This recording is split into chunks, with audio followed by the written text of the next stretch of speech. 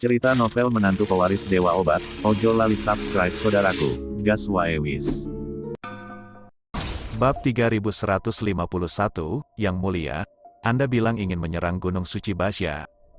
Vaisya tertegun sejenak, baru saja dia mengatakan bahwa dia akan bertarung. Mengapa dia tiba-tiba ingin menyerang kali ini? Apakah kamu tidak menaatiku? Yves berteriak dingin, dan Vaisya mundur tanpa daya dan mulai mengumpulkan pasukan.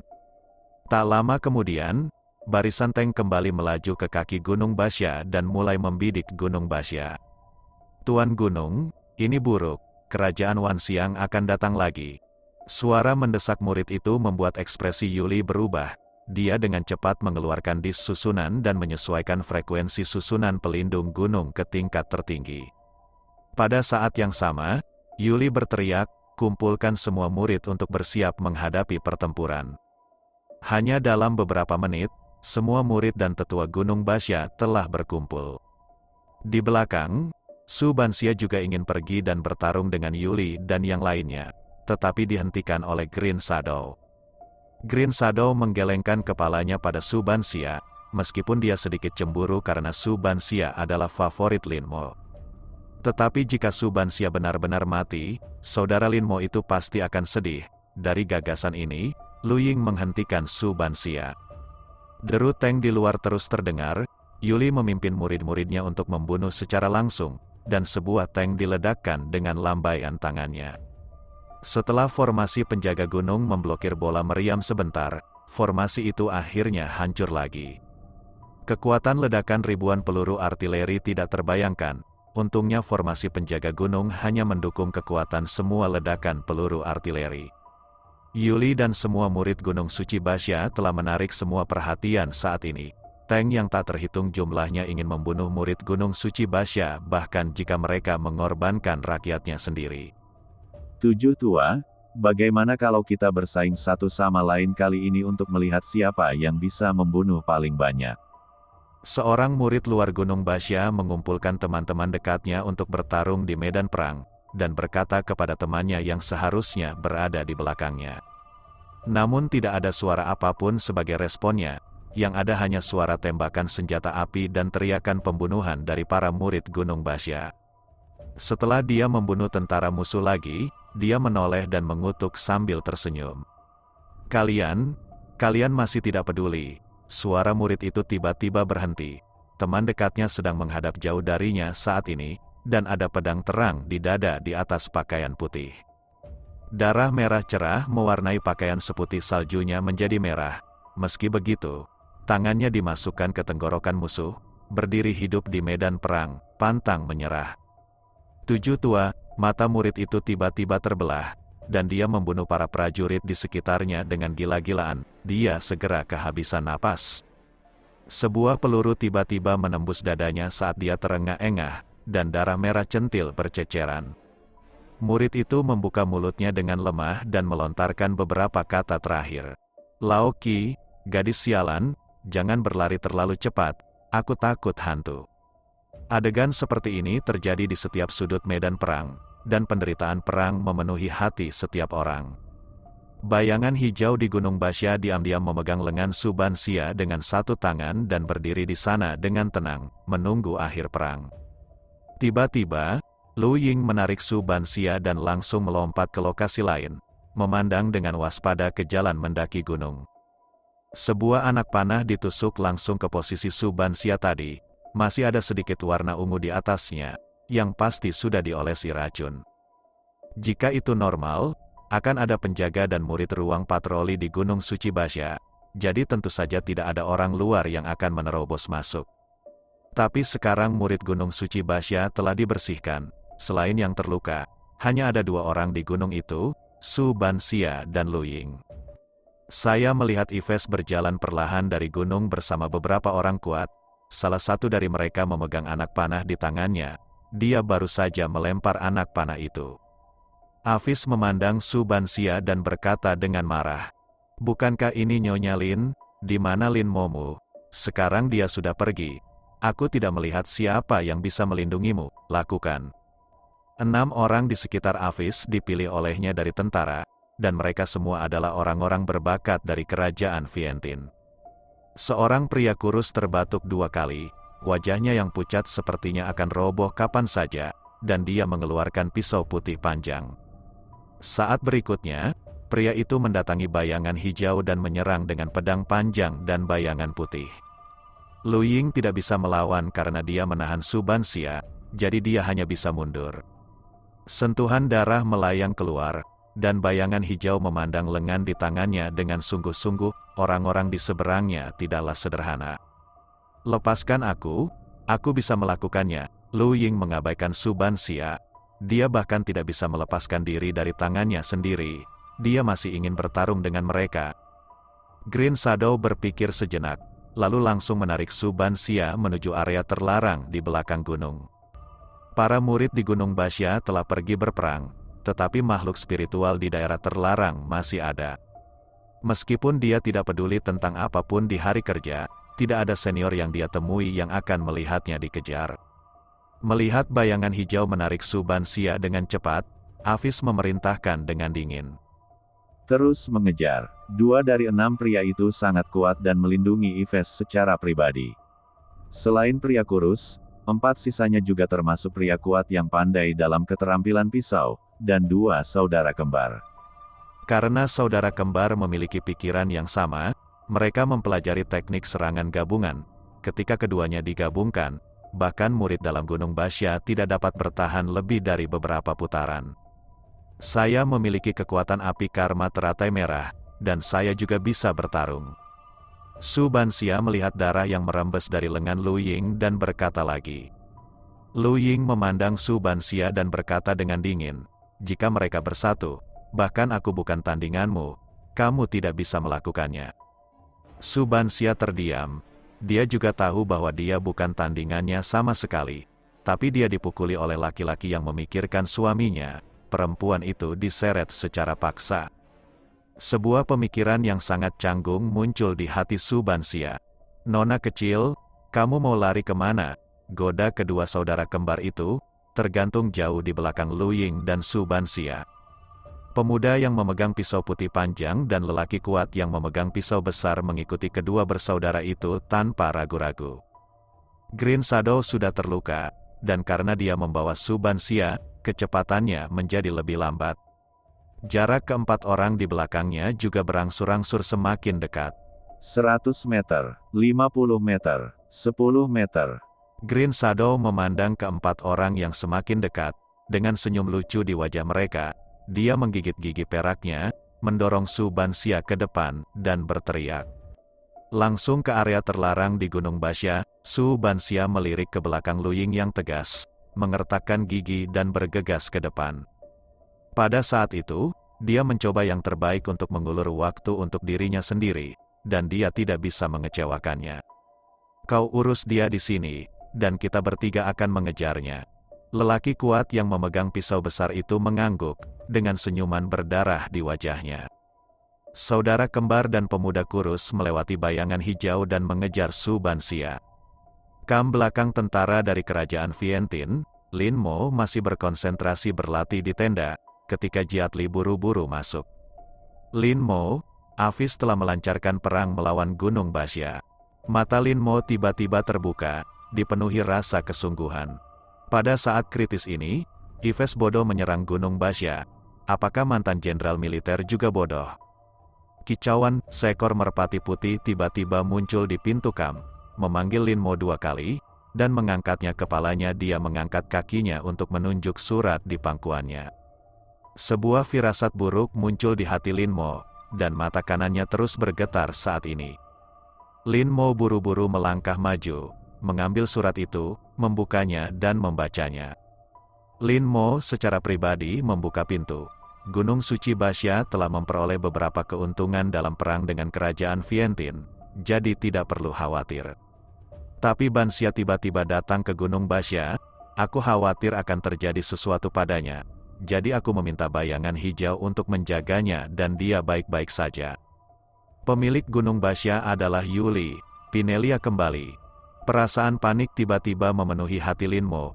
Yves baru saja melarikan diri ke pasukan Vanguard dan melancarkan serangan ke Gunung Basya dalam sehari. Su Banxia kebetulan telah tiba di Gunung Basya sehari sebelumnya. Semua ini digabungkan menjadi sebuah pesan yang disampaikan kepada Lin Mo. Yves akan membunuh Su Banxia. Lin Mo dengan cepat berlari keluar tenda tanpa mengucapkan sepatah kata pun dan menemukan Du Ji yang sedang membaca kitab Buddha.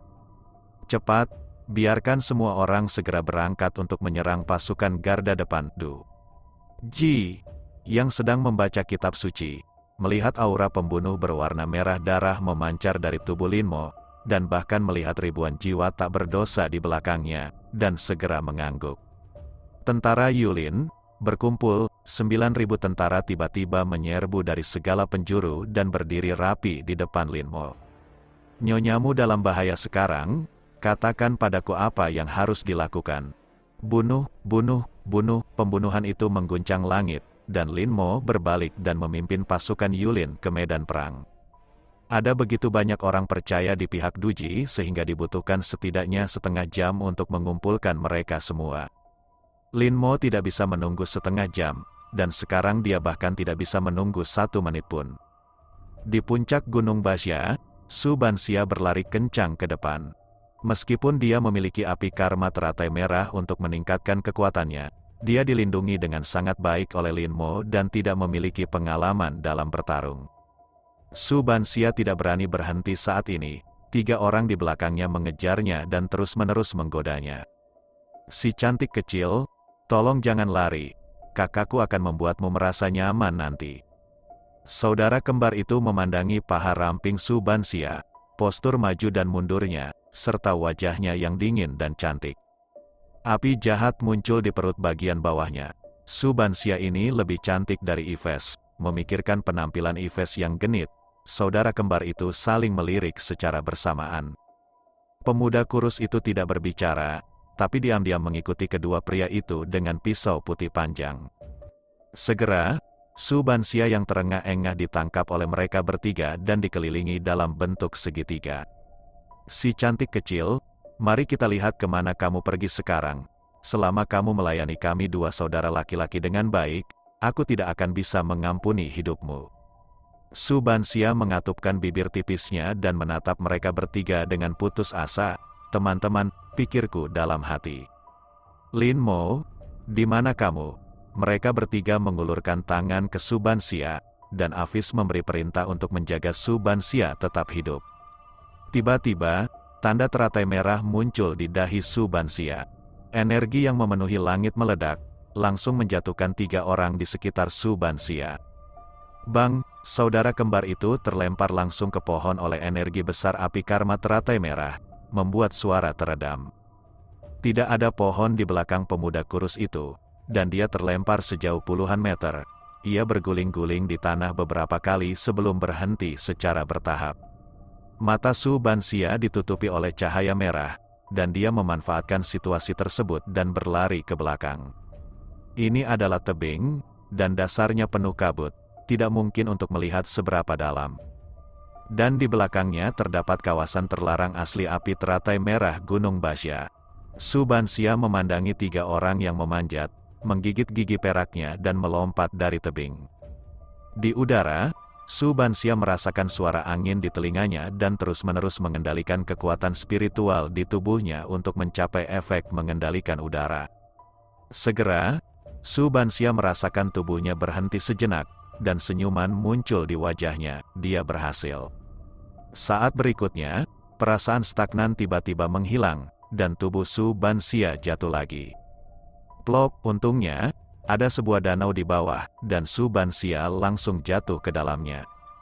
Ikan-ikan di danau segera ditakuti oleh Su Banxia dan melarikan diri. Namun akibat dampaknya, Su Banxia tenggelam dengan lemah ke dasar danau, dan perubahan mendadak terjadi. Kepalanya membentur batu yang tampak aneh, dan darah mengalir keluar bersama air laut. Api karma teratai merah yang tadinya sunyi tiba-tiba mekar kembali, membungkus Su Banxia dan batunya. Di medan perang, Lin Mo, yang mengenakan wajah hantu Lanling, menyerang dengan liar. Jika ada tank di depan, dia akan membunuh mereka, dan jika ada, dia akan membunuh. Dia menjelma menjadi sosok yang tak terkalahkan di medan perang, membuat para prajurit di sekitarnya gemetar ketakutan. Di belakang Lin Mo, jutaan pasukan langsung maju ke depan, dan gaya bertarung mereka terlepas dari korbannya membuat Faixia ketakutan. Prajurit kerajaan Vientin, tolong berhenti menyerang rakyatmu sendiri secara membabi buta. Saya adalah penerus yang dipilih secara pribadi oleh mendiang raja, dan Avis hanyalah pembohong. Kata-kata Gadre bergema di bawah pengeras suara yang tak terhitung jumlahnya, seluruh medan perang. Hal itu juga membuat semua prajurit ragu-ragu, mereka bisa saja berperang demi kerajaan Vientin, tapi mereka tidak ingin menjadi bodoh. Faixia, yang memimpin pertempuran, mengertakkan gigi, melihat ke arah tentara yang terluka, dan berkata, "Ming Jin, menyerah." Suara Jin Ming bergema di seluruh medan perang, dan semua prajurit meletakkan senjata mereka. Lin Mo tidak tinggal di medan perang yang dipenuhi dengan suasana dingin, tetapi dengan cepat datang ke sisi lain untuk menemukan Yuli dan yang lainnya. Tuan Gunung Yuli, di mana Bansia? Yuli memandang Lin Mo yang pembunuh itu, sedikit bingung, tapi tetap berkata, "Saya meminta Green Shadow untuk tinggal di gunung untuk melindungi Pinelia Ternata. Ada apa?" Wajah Lin Mo di balik topeng sangat jelek. Jika tebakannya benar, Avis sudah ada di gunung sekarang. Target sebenarnya mereka sebenarnya adalah Pinelia Ternata. Lin Mo pergi dengan cepat dan terbang menuju Gunung Basya, hanya menyisakan kalimat ini. Target mereka adalah Bansia. Ekspresi Yuli tiba-tiba berubah. Jika seseorang memimpin seseorang ke Gunung Suci Basya saat ini, bayangan hijau itu sendiri tidak akan mampu menghentikan mereka. Kekuatan dahsyat keluar dari tubuh Yuli, dan matanya dipenuhi rasa dingin. Jika ada yang berani menyakiti putrinya dan Bansia, Yuli harus memotongnya menjadi beberapa bagian dan kemudian menyalakan lentera langit. Di Gunung Basya, bayangan hijau masih berjuang melawan orang kuat itu. Serangan orang kuat itu sangat kuat dan berat setiap saat, dan bayangan hijau tidak bisa langsung mencegatnya, jadi dia hanya bisa terus berputar-putar dan mencari peluang. 3 orang di kejauhan melaporkan hasilnya kepada Yves. "Yang mulia, wanita bernama Su Bansia lebih baik mati daripada menyerah. Kami tidak punya pilihan selain menjatuhkannya ke tebing dan dia mati." Wajah Avis sedikit muram. Dia tidak mengatakan apa-apa lagi, tetapi melihat pada sosok hijau di samping. Menurut intelijen, dia adalah putri pemilik Gunung Suci Basya. Selama dia ada di tangannya, dia bisa pergi dari sini dengan selamat dan kembali ke kerajaan Vientin. "Pergilah dan bantu dia." Cize berubah, dan Avis meminta 3 orang yang tersisa untuk membantu orang kuat itu mengalahkan bayangan hijau. "Tidak perlu pergi, kalian bajingan pantas mati." Niat membunuh muncul dari kaki gunung, dan 3 energi pedang terbang langsung ke arah mereka bertiga. Saudara kembar dan pemuda kurus semuanya mengubah ekspresi mereka dan melarikan diri dengan cepat, tetapi energi pedang itu seperti belatung tarsal, mengikuti mereka dari dekat. Darah berceceran, dan ketiga yang disebut master ini berubah menjadi mayat di bawah energi pedang Lin Mo. Semburan energi pedang lainnya melonjak ke langit, dan tubuh orang kuat yang bertarung dengan bayangan hijau terpisah dari tubuhnya, segera menakuti Avis dan yang lainnya. Lin Mo berjalan dari gunung dengan pedang Dewa Taya di tangannya. Seluruh tubuhnya dipenuhi dengan niat membunuh yang luar biasa. Dia datang ke sisi Lu Ying dan memasukkan beberapa jarum perak ke titik akupunturnya untuk membantunya menghentikan pendarahan. "Di mana Bansia?" Lu Ying berkata dengan lembut ketika dia melihat senyuman di wajah Lin Mo. "Saya meminta Sister Bansia berlari menuju area terlarang." Lin Mo mengangguk dan mengulurkan tangan untuk menyentuh kepalanya, menyebabkan pipi Lu Ying memerah. Melihat 2 pria kuat di sisi berlawanan seolah-olah mereka sedang menghadapi musuh yang tangguh, Lin Mo dengan dingin melambaikan 2 energi pedang, dan mayat-mayat itu terpisah dalam sekejap. Dia tidak peduli dengan wanita di Avis, dengan Green Shadow di sini, bahkan jika dia terluka, dia tidak akan dibandingkan dengan sampah di Avis. Lin Mo datang langsung ke tepi tebing, melihat kedalaman awan yang tidak diketahui di bawah, dan melompat ke bawah. Su Bansia tidak tahu cara terbang di udara. Menurut percakapan mereka tadi, Dia berkata bahwa dia telah jatuh dari tebing dan dia harus memulai dari awal. Di tepi danau, Su Banxia bangun dengan santai dan melihat sekeliling dengan bingung, lalu mengangkat kepalanya dan menatap Lin Mo yang baru saja turun. Jelas ada perasaan akrab yang membuatnya ingin menangis, tetapi Su Banxia tidak dapat menemukan kesan apapun, jadi dia berbicara dengan hampa. "Siapa kamu? Tahukah kamu siapa saya?" Tidak lama setelah Lin Mo pergi, Yuli bergegas kembali. Melihat bekas luka di tubuh putri sulungnya, Yuli, seorang ayah yang sudah tua, menjadi malu. Dengan energi spiritual dalam jumlah besar yang keluar dari tangannya, Yuli hendak membiarkan wanita Afis menyalakan lentera langit, tetapi dihentikan oleh bayangan hijau tepat pada waktunya. Green Shadow menggelengkan kepalanya ke arah Yuli, memberi isyarat padanya untuk tidak melakukan apapun. Melihat penampilan putrinya, Yuli dengan marah meledakkan energi spiritual di tangannya ke kaki Afis, dan sebuah lubang besar sedalam 2 hingga 3 meter muncul di sana. Yves sangat ketakutan hingga dia terbaring di tanah sambil menggigil, dan cairan kuning mengalir ke tubuh bagian bawahnya. Di bawah tebing, hembusan angin bertiup dari bawah ke atas. Lin Mo memegang Su Banxia, yang sedikit melawan, dengan satu tangan dan dengan lembut terbang dari bawah, mendarat dengan mudah di tanah.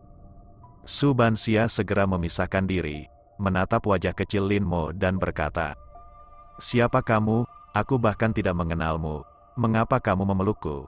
Tepat setelah Lin Mo melihatnya, senyum lembut muncul di wajahnya, dan kemudian dia langsung memeluknya.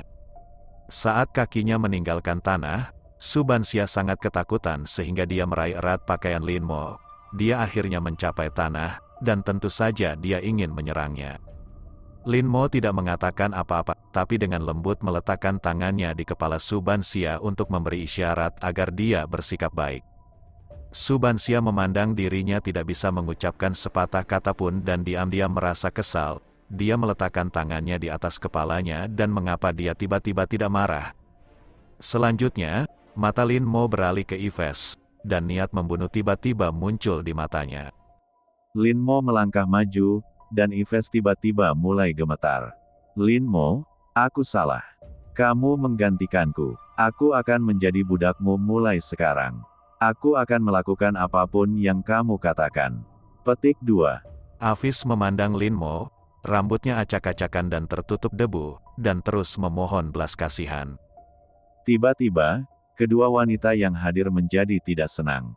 Ketika Su Banxia mendengar perkataan Afis, dia merasa cemburu di dalam hatinya, membuatnya ingin melangkah maju dan menarik Lin Mo untuk menyatakan kedaulatannya. Menekan gejolak di hatinya, wajah Su Banxia penuh keraguan, apa yang terjadi padanya. Di sisi lain, Green Shadow yang baru pulih dari luka-lukanya setelah meminum ramuan yang diberikan oleh Yuli, juga memiliki niat membunuh di matanya. Wanita jalang ini sebenarnya ingin merayu saudara Lin Mo, dan seekor bangau kertas muncul di tangan Lu Ying. Sebuah pisau pendek muncul di tangan Lin Mo dan dia berbisik kepada Afis. "Karena Gadre, aku tidak akan langsung membunuhmu, tapi akan menyerahkanmu padanya, tapi aku masih bisa mengumpulkan bunga." Pisau itu berubah menjadi cahaya dan bayangan, dan menggores anggota tubuh Afis, dan darah langsung muncrat. Lin Mo muncul tidak jauh dalam sekejap untuk mencegah darah kotor menyembur ke pakaian putih yang baru saja dia ganti. Elvis menjerit kesakitan saat anggota badan, tendon, dan paha belakangnya dipotong oleh Lin Mo. Bagaimanapun, Afis adalah anggota keluarga kerajaan Vientiane, dan dia bisa mati di pengadilan, tapi jika dia mati di tangan penyalin, dia akan kehilangan martabat kerajaan Vientiane. Mulai sekarang, Lin Mo tidak melihat Yves, dia menatap Yuli dan berkata dengan lembut, "Tuan Gunung Yuli, orang ini akan memintamu untuk mengirimnya ke Jiadeli nanti."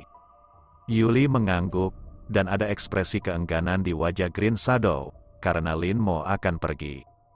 Lin Mo berjalan ke arah Su Banxia, dengan lembut memegang tangannya, dan berkata, "Banxia, ayo kembali." Su Banxia dengan keras melepaskan tangan Lin Mo dan memelototinya.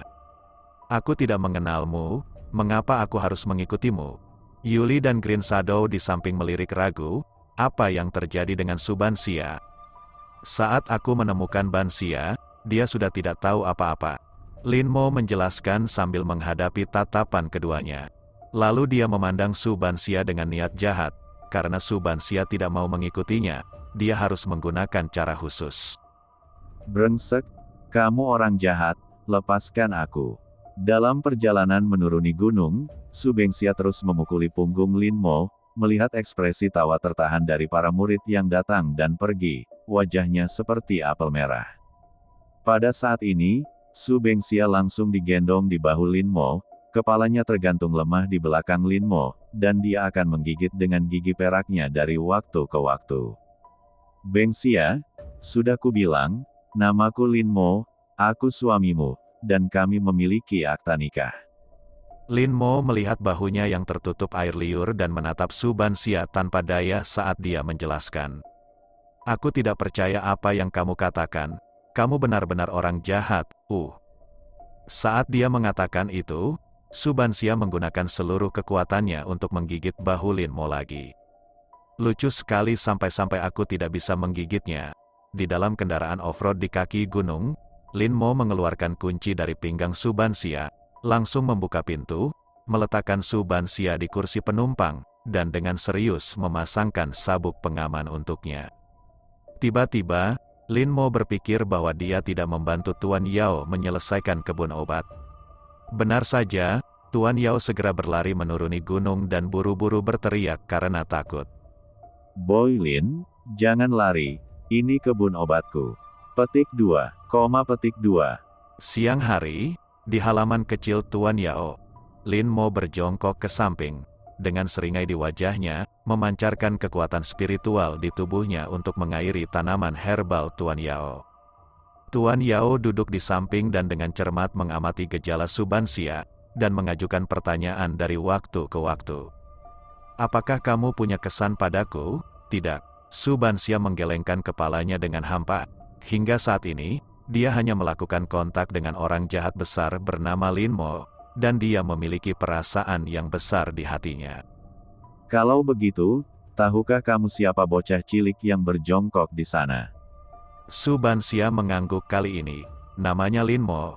Dia adalah penjahat yang sangat tak terkalahkan. Dikatakan bahwa dia masih suamiku, tapi aku tidak percaya. Saat dia berbicara, Subansia bergumam tanpa sadar berdasarkan kesadaran batinnya.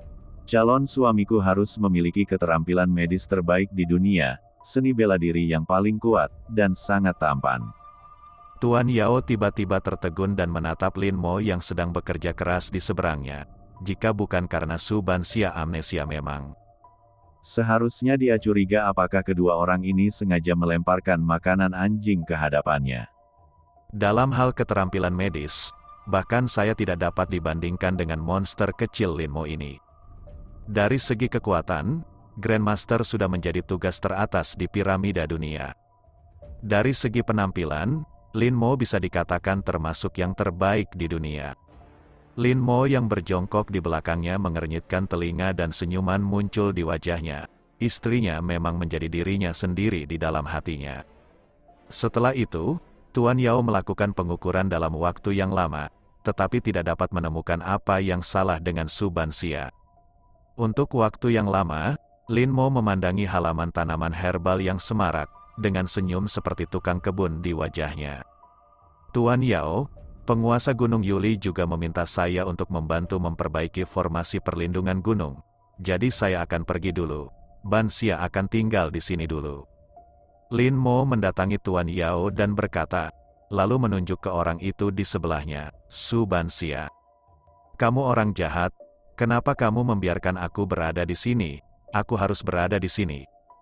Setelah Subansia mendengar pengaturan Lin Mo, wajah kecilnya tiba-tiba melotot dan dia berkata dengan marah. Anak baik, tunggu di sini sampai aku kembali. Melihat Lin Mo pergi, Subansia merasakan sesuatu terlintas di benaknya, tetapi tidak peduli seberapa keras dia mencoba mengingat, dia tidak dapat mengingat apapun. Kamu orang jahat, kamu benar-benar milikku. Subansia menundukkan kepalanya dan bergumam pada dirinya sendiri sambil melihat ke arah semut tidak jauh dari situ. Lin Mo menemukan Yuli berdiri di sini di formasi pelindung gunung-gunung suci Basya. Tuan Gunung Yuli, adakah yang bisa saya lakukan untuk membantu? Lin Mo masih merasa bersalah terhadap gunung suci Basya. Bagaimanapun, mereka diserang oleh kerajaan Vientin karena dia.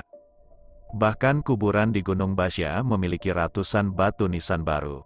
Senyuman licik muncul di wajah Yuli. Power bank humanoid sudah terpasang dan sudah waktunya untuk memulai. Penjaga itu berjalan dari jarak dekat, masih mengenakan jubah hitam dan kerudung yang sama. Platformasi yang bersinar dengan cahaya keemasan muncul di tangan Yuli. Program di dalamnya semuanya diatur oleh nenek moyang. Kita hanya perlu menyuntikkan banyak kekuatan spiritual ke dalamnya untuk meregenerasi formasi pelindung gunung. Wajah Lin Mo menjadi gelap. Kekuatan spiritual yang baru saja dia konsumsi dari Tuan Yao sekarang adalah belum berbaikan, datang lagi. Tapi tidak mungkin, siapa yang bisa membiarkan diriku berhutang budi pada orang lain? Kekuatan spiritual seluas lautan meledak dari tubuh Lin Mo dan terus mengalir ke platformasi logam. Yuli dan para penjaga juga menyuntikkan kekuatan spiritual ke dalam tubuh mereka satu demi satu, dan kemudian mereka menemukannya. Saat saya menyuntikkannya, tidak hanya tidak setebal dan secepat Lin Mo, tapi juga lambat dan halus. Tiba-tiba, kedua pria yang juga dianggap ahli top dunia itu mau tidak mau menundukkan wajahnya. Oh, sayang sekali. Jadi, Lin Mo menghabiskan 3 hari penuh, menyuntikkan energi spiritual dengan ramuan Tuan Yi di siang hari. Di malam hari, saya bekerja dengan Yuli dan yang lainnya untuk menyuntikkan energi spiritual ke dalam formasi pelindung gunung. Hanya dalam 3 hari, Lin Mo merasa energi spiritualnya hampir habis. Pagi hari keempat, Lin Mo berbaring dengan nyaman di kursi malas bambu buatan tangan, menikmati hangatnya sinar matahari di siang hari. Hari ini, Tuan Yao dan formasi pelindung gunung-gunung Basya telah selesai, dan saya akhirnya bisa menikmatinya. Dia memejamkan mata dan merenungkan kejadian baru-baru ini. Gadre telah mengatur anak buahnya untuk mundur perlahan dan mengubur medan perang. Mengenai cedera Su Banxia, baik Tuan Yao maupun Lin Mo belum tahu. Kondisi saraf dan fisik Su Banxia saat ini dalam kondisi sangat baik. Bahkan Lin Mo secara bertahap mulai curiga bahwa Su Banxia benar-benar kehilangan ingatannya dari waktu ke waktu. Tapi setelah memikirkan tentang kemampuan akting Su Banxia, jika itu benar-benar palsu, Lin Mo dan Tuan Yao mungkin bisa mengetahuinya secara sekilas. Kemarin, Lin Mo bahkan menyarankan agar dia tidak membuka tengkoraknya untuk melihatnya. Su Banxia langsung terkejut dan hampir berdiri untuk memukuli Lin Mo sampai mati. Kamu benar-benar tahu cara menikmatinya. Tuan Yao berjalan keluar sambil menyeret kursi malas dengan model yang sama, berbaring di atasnya dan bergoyang. Seberapa baik kamu memahami luka gadis kecil Banxia itu? Lin Mo menjawab tanpa daya sambil berjemur di bawah sinar matahari. Dia tidak memiliki kepercayaan yang tinggi padaku. Jadi dia tidak bisa benar-benar menjatuhkannya dan kemudian membuka labu itu. Untuk saat ini, aku berencana membawanya kembali ke kota Panyang pada sore hari, istirahat sebentar, dan bantu dia memulihkan ingatannya. Tuan Yao mengangguk. Untuk pasien amnesia seperti ini, kehidupan sehari-hari adalah cara terbaik untuk membangkitkan ingatan aslinya.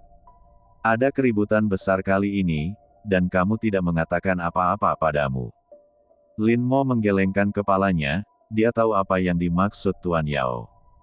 Perang ini adalah yang paling brutal selama bertahun-tahun, dengan total korban jiwa 200.000 hingga 300.000 orang, bahkan jika tanah di luar negeri telah direnovasi, warnanya masih merah terang.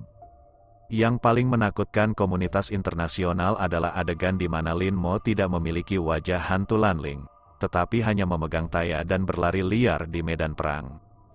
Jelas mereka tidak menyangka akan muncul orang kejam seperti itu di Tiongkok, yang bisa membunuh puluhan ribu orang. Beberapa negara juga telah mengeluarkan pengumuman yang menyatakan kecaman sepihak terhadap Tiongkok dan kejahatan kemanusiaannya. Menghadapi pengumuman yang diabaikan oleh orang-orang yang tidak tahu apa-apa tentangnya, Kementerian Luar Negeri Tiongkok tidak memberikan muka sama sekali dan mengadakan konferensi pers di hari yang sama. Penjelasan tegas tentang kemanusiaan dan keramahan Tiongkok. Kami di Tiongkok secara alami memiliki kepedulian kemanusiaan terhadap negara-negara sahabat, namun juga terhadap negara-negara yang setiap hari melakukan tindakan diam-diam. Jika kamu berani macam-macam denganku, kepalamu akan dipenggal.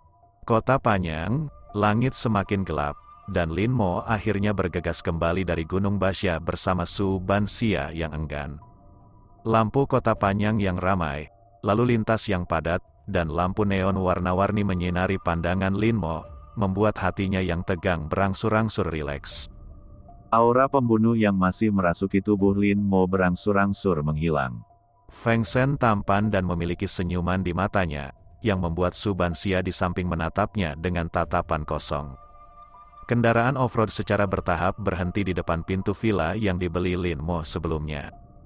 Keluar dari mobil, datang ke sisi lain dan buka pintu dengan lembut untuk Su Banxia, dan kendurkan sabuk pengamannya.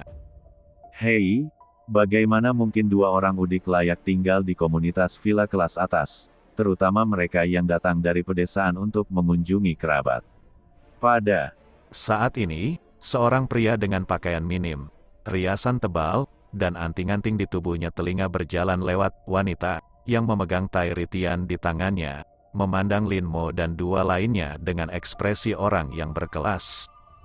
Di sebelah wanita itu, seorang pria berjas dan berdasi dengan wajah sukses menarik lengan wanita itu, tersenyum dan bergumam di sampingnya. Sayang, jangan biarkan udik desa ini mengotori matamu. Aku akan mengajakmu makan dengan 3 bintang Michelin malam ini. Petik 2. Pria dan wanita itu bergumam sambil berjalan ke depan, dan mata mereka yang tertuju pada Lin Mo perlahan-lahan melihat wajah Su Banxia. Tiba-tiba, pria yang tadi tampak menghina terkejut, berhenti dengan sukarela, dan menatap Su Banxia dengan tatapan kosong. Wajah cantik, kulit cerah dan kemerahan, bibir setipis sayap jangkrik terkatup rapat saat ini, pakaian kasual Su Banxia juga menonjolkan sosok montok Su Banxia. Cara pria berjas dan berdasi itu berhenti pun menarik perhatian wanita di sampingnya yang memeluk lengannya dan berkata dengan lembut. "Suamiku, kenapa kamu tidak pergi? Aku tidak bisa menunggu lebih lama lagi." Pria itu diam-diam menarik lengan wanita itu dengan tangannya dan berjalan lurus menuju Su Banxia. Lin Mo menatap matanya seolah dia bukan siapa-siapa. "Miao Junhao, hentikan untukku." Wanita dengan riasan tebal memandang pria yang berjalan menuju Su Banxia dan berteriak dari belakang. Pria berjas itu memasang ekspresi jijik di wajahnya, menoleh dengan dingin dan berkata kepada wanita itu. "Wang Jinjin, mari kita putus secara resmi mulai hari ini." Setelah mengatakan itu, pria itu berhenti berbicara dengan Wang Jinjin yang gila, dan meluruskan ekspresi wajahnya dan berjalan menuju Su Banxia. "Wanita cantik ini, saya ingin tahu apakah saya bisa mengundang Anda makan siang dengan 3 bintang Michelin." Su Banxia memandang pria berjas dan berdasi yang berlari ke arahnya, merasakan rasa jijik di hatinya, dan berjalan kembali tanpa suara. "Tuan, istriku tidak mau makan bersamamu, dan tolong jangan ganggu kami di sini." Wajah Miao Junhao tiba-tiba menjadi sangat jelek. Sebagai tuan muda keluarga Miao, dia biasanya pergi kemanapun dia pergi tanpa dirawat, dengan bermartabat. Sekarang dia ditolak oleh Su Banxia dan Lin Mo, dia secara alami merasa kesal di dalam hatinya. Orang desa sepertimu pantas mendapatkan istri yang cantik, dia seperti bunga yang tersangkut di kotoran sapi. Lin Mo memandang Miao Junhao yang frustrasi dengan senyum menghina di wajahnya dan berkata, "Tidak mungkin. Istriku lebih memilih menempel pada kotoran sapiku daripada makan dengan orang sukses sepertimu." Lin Mo mengucapkan kata sukses di kata terakhir, yang membuat wajah Miao Junhao terlihat marah. "Kamu akan menyesalinya, cepat atau lambat. Aku akan membiarkanmu melihat istrimu mengerang di bawahku." Miao Junhao menjatuhkan kata-kata kasarnya dan berencana untuk pergi, tetapi wajah Lin Mo perlahan menjadi gelap. Dia bukan orang yang suka membunuh. Bahkan jika Anda menyinggung Lin Mo di hari kerja, dia tidak akan peduli selama itu bukan masalah besar. Tetapi jika Anda menyulut api ke keluarga Anda, niat membunuh. Yang baru saja hilang akan datang dari Lin Mo lagi. Suara itu muncul dari tubuh seperti hantu di api penyucian. Apakah aku melepaskanmu? Miao Junhao menoleh. Berniat menggoda Lin Mo apakah dia masih ingin memukulnya. Tapi dia menatap mata Lin Mo yang berwarna darah. Tiba-tiba, Miao Junhao sepertinya merasakan ada banyak hantu jahat di belakang pria ini yang bergegas ke arahnya. Puff! Yang disebut tuan muda keluarga Miao tiba-tiba menjadi lemah di kakinya dan duduk di tanah, dengan keringat dingin yang lebat menutupi dahinya. Lin Mo berkata sambil tersenyum. Ups, kenapa duduk di tanah? Cepat bangun, tanahnya dingin. Miao Junhao ingin mengucapkan kata-kata kasar lagi, tetapi dia memikirkan pemandangan mengerikan Lin Mo, dan segera mengertakkan gigi dan berjalan kembali. Wang Jinjin masih berdiri di sana. Dan Miao Junhao berjalan kembali dengan malu dan berkata dengan ekspresi mengejek di wajahnya. Tuan muda Miao sebenarnya bahkan tidak memiliki seorang wanita. Pah! Dengan suara lembut, Miao Junhao menamparkan Wang Jinjin ke tanah, dengan ekspresi menyeramkan di wajahnya. Dia takut pada Lin Mo, betapa mungkinkah dia takut padamu, orang yang menyebalkan. Miao Junhao, kamu benar-benar memukulku. Wanita lemah, kamu bukan laki-laki lagi. Raungan Wang Jinjin membuat ekspresi suram di wajah Miao Junhao semakin dalam, dan dia mengeluarkan ponselnya dan menghubungi nomor manajemen properti. Di depan 602 villa, seseorang dari luar komunitas berlari masuk. Datang dan atasi itu. Petik 2. Di area villa seperti ini yang dengan mudah bisa menelan biaya puluhan juta, biaya properti tahunan saja lebih tinggi puluhan ribu, jadi pemilik properti semuanya adalah sekelompok anak muda yang kuat. Segera, sebuah mobil dengan tulisan, properti, melaju, dan beberapa pemuda berseragam meminta maaf kepada Miao Junhao. Maaf, pemilik yang terhormat, ini adalah pekerjaan kami yang tidak pantas yang memengaruhi pengalaman hidup Anda. Kemudian, pemuda itu berjalan ke arah Wang Jinjin yang sedang duduk di tanah dengan rambut acak-acakan dan berkata, Nyonya, orang luar tidak diizinkan memasuki komunitas kami. Silakan pergi sekarang. Petik 2. Mengapa Anda mengusir saya? Saya mengikutinya masuk. Wang Jinjin menunjuk ke arah Miao Junhao dengan tatapan galak dan berteriak pada pemilik properti. Maaf, Nona. Pria ini telah menyatakan bahwa dia tidak mengenal Anda. Sekarang silakan pergi bersama kami. Jika tidak kami akan memanggil polisi dan mengambil tindakan tegas. Inilah perbedaan terbesar antara komunitas kelas atas dan komunitas menengah.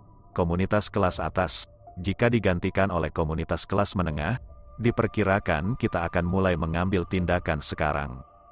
Wang Jinjin yang sedang duduk di tanah merasa sedikit cemburu saat mendengar kata alarm. Berdiri perlahan dari tanah, Wang Jinjin mengusap wajahnya, yang telah menghabiskan banyak uang untuk melakukannya, dan kemudian menatap Miao Junhao dengan tajam dan mengutuk. Pria sepertimu pantas mendapatkan seorang wanita, menjijikan. Setelah mengatakan itu, Wang Jinjin hanya mengambil tasnya dan berbalik untuk pergi. Dia tidak terlihat seperti wanita yang bahkan tidak memiliki 500 yuan. Kemarahan tiba-tiba muncul di mata Miao Junhao, dan dia mengeluarkan ponselnya dan mengirim pesan kepada seseorang bernama Saudara Lang. Wang Jinjin, seorang wanita, mengenakan pakaian terbuka dan sangat jorok. Dia hendak meninggalkan area villa di pusat kota. Dia adalah wanita jalang yang bau demi 250.000 yuan. Ding dong, sebuah pesan muncul di bawah. Itu adalah balasan dari yang disebut Saudara Serigala. Yah, dia akan ditemukan di sungai besok pagi dengan uang yang sama. Melihat jawaban Saudara Lang, tatapan kejam muncul di mata Miao Junhao. Seorang wanita jalang bau benar-benar berani melompat ke atas kepalanya. Kemudian dia melihat ke villa tempat Su Banxia masuk. Dengan keserakahan di matanya, dia pasti mendapatkan kecantikan yang luar biasa. Wang Jinjin, yang baru saja keluar dari komunitas, sedang melihat Apple 13 Pro Max ramah lingkungan yang baru dibelinya dan membuka grup WeChat bernama Celebrities Exchange Group. Avatar semua orang di dalamnya adalah wanita cantik berpakaian minim. Saat Wang Jinjin hendak mengetik, sebuah van datang dengan cepat dari belakang. "Sayang, kenapa kamu masih bermain di sini?" Anak itu masih di rumah dan menangis karena kelaparan. Seorang pria yang agak kurus keluar, meraih pergelangan tangan Wang Jinjin, dan menariknya langsung ke dalam van tanpa menunggu dia menolak. Pintu mobil tertutup, seolah Wang Jinjin mulai menghitung mundur nyawanya. Di villa, Su Bengxia sedang duduk dengan gugup di ruang tamu, menggosok sudut pakaiannya dengan jari. Suara gemericik air di kamar mandi terus sampai ke telinganya, membuatnya terus-menerus tersipu, bahkan dia bergumam diam-diam di dalam hatinya. Orang jahat bertubuh besar ini tidak akan melakukan hal yang memalukan nanti, tapi kenapa hatinya begitu pemalu dan masih memiliki sedikit harapan? Secara logika, saat ini, hati Anda seharusnya dipenuhi ketakutan dan kepanikan akan hal yang tidak diketahui. Akhirnya, suara air di kamar mandi berhenti, dan langkah kaki Lin Mo perlahan mendekat, setiap langkah berjalan di hati Su Bengxia. Akhirnya, Lin Mo datang ke ruang tamu, memandang Su Bengxia yang pendiam, dan tersenyum lembut, dengan senyuman jahat di bibirnya. "Sayang, cepat pergi dan mandi. Ini sudah larut. Kita harus melakukan urusan nanti." Petik 2. Kata-kata Lin Mo membuat Su Bengxia tertegun. Dia menoleh untuk melihat Lin Mo dengan bodoh, lalu mengangguk. Sepertinya asap putih keluar. Saat ini, Lin Mo hanya memiliki 2 handuk mandi di tubuhnya. Yang satu dililitkan di tubuh bagian bawah, dan handuk lainnya digantung langsung di lehernya. Lalu ia meraih handuk mandi itu dengan satu tangan dan menyeka rambutnya yang basah. Dahi Su Bengxia langsung menyentuh perut six-pack Lin Mo, dan terlempar ke belakang. Kata-kata Lin Mo yang sengaja diucapkan membuat beberapa hal buruk muncul di hati Su Bengxia. Melihat ekspresi tercengang Su Bengxia, Lin Mo mengulurkan jarinya dan menjentikan dahinya dengan ringan. "Bengxia, apakah kamu memikirkan sesuatu yang buruk? Yang aku bicarakan adalah aku akan mengajakmu makan nanti." Tiba-tiba, otak kecil Su Bengxia yang terjebak dalam ketertinggalan hidup kembali, dan dia melihat-melihat ekspresi jahat Lin Mo di wajahnya. Sambil tersenyum, "Saya segera mengerti bahwa orang ini melakukannya dengan sengaja. Aku akan menggigitmu sampai mati, dasar orang jahat." Su Bengxia langsung menggigit jari yang baru saja dijentikan Lin Mo di dahinya, dan terus menggosoknya. Merasakan isapan di jari-jarinya dan sedikit rasa sakit, Lin Mo melihat wajah Su Bengxia yang menonjol dan menelan seteguk air liur. "Jika kamu seperti ini, kurasa aku tidak bisa menjadi pria seperti Liu Xiaohui." Lin Mo langsung menekan Su Bengxia, menopang sofa dengan satu tangan. Perbedaan antara wajah mereka hanya beberapa sentimeter. Su Bengxia menatap wajah Lin Mo begitu dekat, dan tiba-tiba merasakan penolakan di hatinya. Dia buru-buru mendorong Lin Mo menjauh dan berjalan ke kamar mandi. "Ingat, handuk mandi ada di lemari di sebelah kiri, begitu juga pakaianmu." Lin Mo memperhatikan Su Bengxia melarikan diri ke kamar mandi karena malu, senyum di wajahnya hampir tidak pernah berhenti. "Kemudian saya mengeluarkan ponsel saya dan membuka software travel untuk melihat tempat-tempat menarik apa saja yang ada di Kota Panjang." Tiba-tiba, sesuatu menarik perhatian Lin Mo.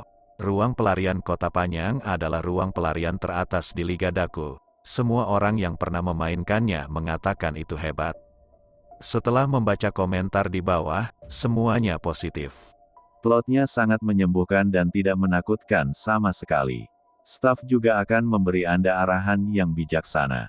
Petik 2. Saya pendiam sebelum memainkan naskah ini. Setelah memainkan ruang pelarian ini, saya menjadi penuh percaya diri. Itu benar-benar menyembuhkan kecemasan saya, depresi. Ruang pelarian yang sangat membahagiakan. Bahkan orang seperti saya yang berjalan di malam hari tidak merasa takut. Pasangan harus datang dan melihatnya. Lin Mo melihat berbagai komentar di dalamnya. Pada dasarnya semuanya dikatakan bahwa ini ruang pelarian sangat menyembuhkan dan stafnya juga sangat hangat.